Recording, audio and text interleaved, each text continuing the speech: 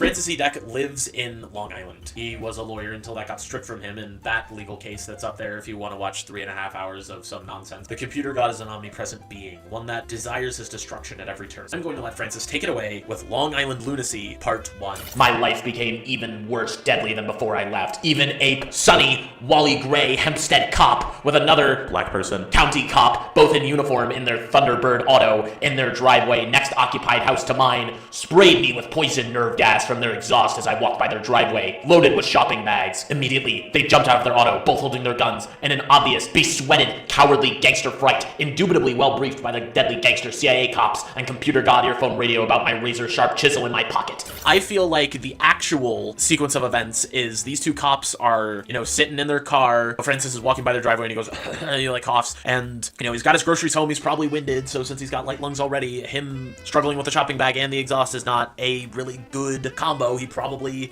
says something along the lines of, yells racial slurs, "You're trying to poison me," and they then jump out of their car. These people that I was totally talking to just normally in the way that I normally do with all the racial slurs, they didn't like it and they jumped out at me and they tried to be angry with me because it's the 60s and I can say whatever I wish. Freedom of speech doesn't prevent me from freedom of consequences. What does that mean? And he also just confesses to having a concealed weapon. He's like, yeah, they might have had guns, but I had a chisel. I was gonna win.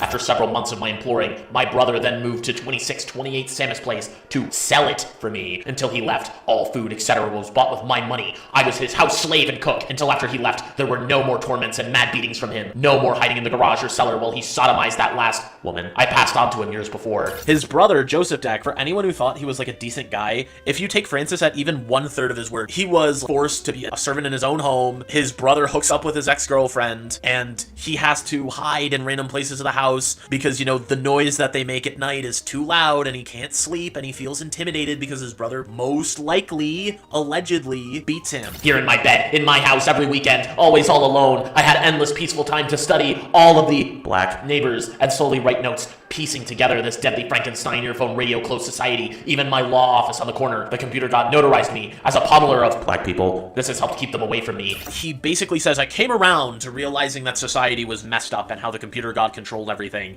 as if it's something that you could just come across in your free time. But Francis is just like, yeah, it's super apparent that it's the computer god. Like, as long as you have free time, you can piece this all together. The computer god has notarized me as someone who likes to assault black people. And I'm just like, dude, this isn't something you want to be bragging about. Yeah, this is something to be proud of. This allows me to decode the closed society because I beat up people with no provocation whatsoever despite their skin color.